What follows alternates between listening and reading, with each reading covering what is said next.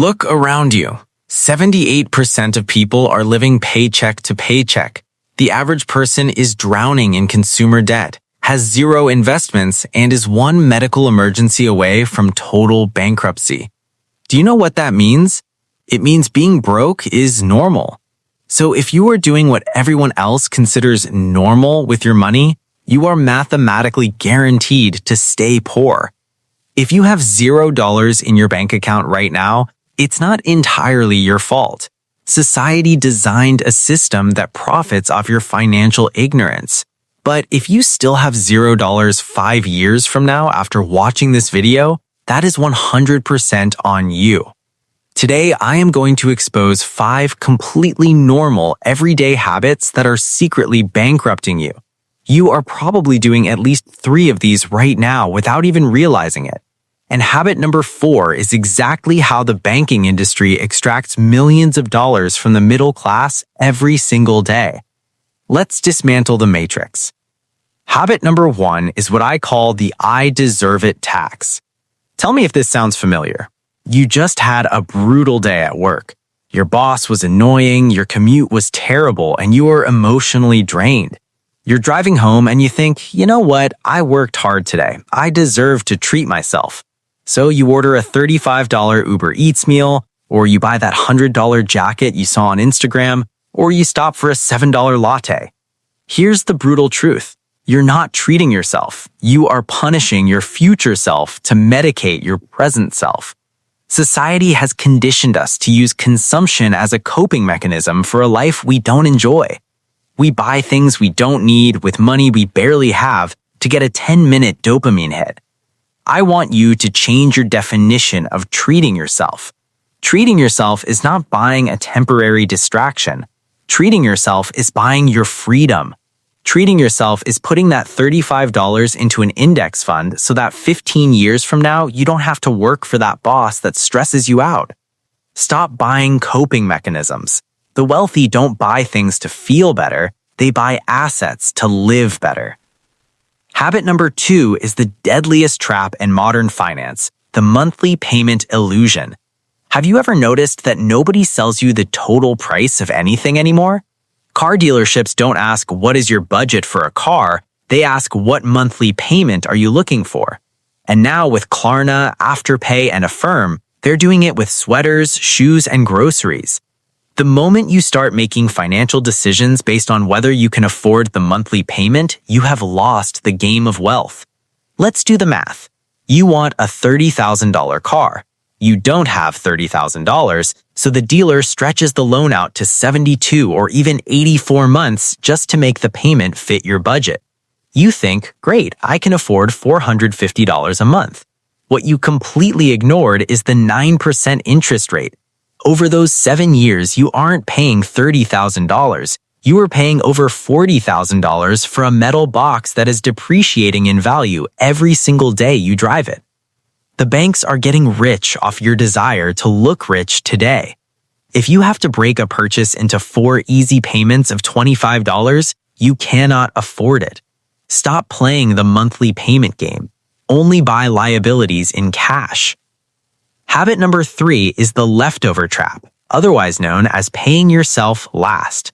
When payday hits, what is the normal thing to do? You pay your rent, you pay your phone bill, you pay your car note, you buy groceries, you go out on the weekend, and then whatever is left over at the end of the month, you put into savings or investments. The problem with this habit is Parkinson's law. Parkinson's law states that expenses rise to meet income. If you have $500 sitting in your checking account, your brain will subconsciously find a way to spend $500. There will never be anything left over. Never. Warren Buffett said it best. Do not save what is left after spending. Instead, spend what is left after saving. You need to completely flip your money flow.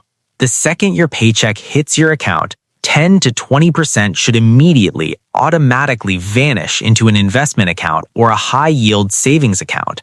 Treat your future self like your most aggressive bill collector. You pay you first. Then you live off whatever is left. If you automate your investments, you automate your wealth. It takes the emotion completely out of it. Habit number 4. This one is controversial, but it's why your grandparents' financial advice is making you broke. The habit of playing not to lose instead of playing to win. Most people think they are doing the responsible thing by hoarding all their cash in a traditional bank savings account. You feel safe because the number on the screen isn't going down. But I need you to understand a silent thief called inflation. If your bank is paying you 0.01% interest, but the cost of rent, groceries, and gas is going up by 3 to 4% a year, your money is actively losing its purchasing power. It is bleeding out while you sleep. By trying to play it safe, you are taking the biggest risk of all, guaranteeing your money will be worth less tomorrow than it is today. Rich people do not hoard cash. They use cash as a tool. They keep 3 to 6 months of emergency funds in a high-yield savings account, and every single dollar past that gets put to work. They buy real estate. They buy S&P 500 index funds. They buy businesses. You cannot save your way to wealth. You have to invest your way there. Stop letting the banks lend your money out at 7% while they pay you pennies. And finally, habit number 5, the ultimate wealth killer, scaling your lifestyle with your income. When you were 18 making minimum wage, you somehow figured out how to survive. Then you got a real job making $50,000 a year.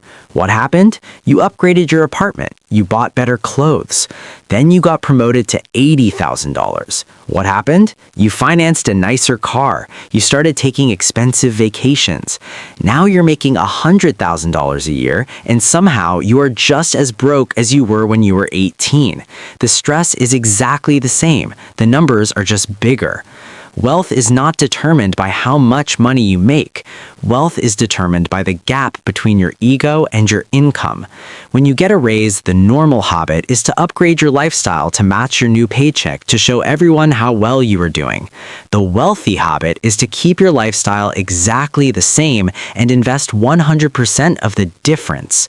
If you can master the discipline of living like you make $50K when you actually make $100K, you will buy your freedom a decade faster than everyone else. Escaping poverty and building wealth isn't about hitting the lottery or finding a secret crypto coin. It is just a series of boring, disciplined habits executed over a long period of time.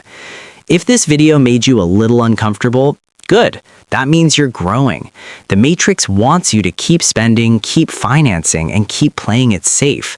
If you are serious about breaking these habits and learning the actual rules of money that schools refuse to teach you, hit the subscribe button.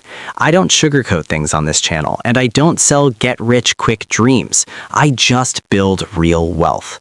Change your habits, change your life. I'll see you in the next one.